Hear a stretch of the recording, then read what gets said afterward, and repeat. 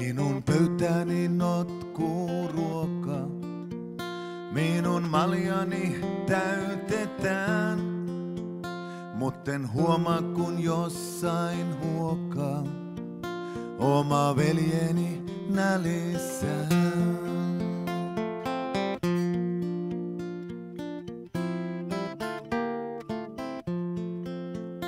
Kuljen lämpimät vaatteet yllä, vaikka siskoni palelee.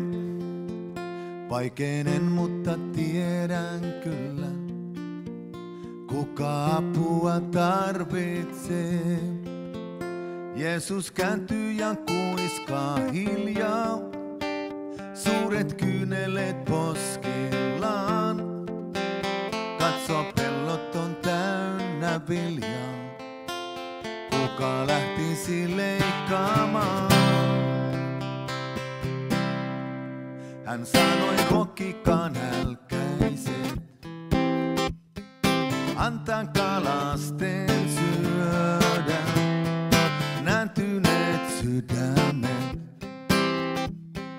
alkavat jälleen lyödä.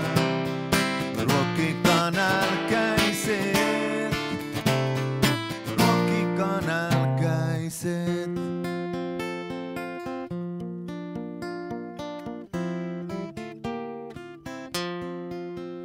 Viisi leipää ja 2 kalaa, mitä muuta kai ollut ei. Niitä poika ei syönyt salaa, vaan Herralle kaiken vei.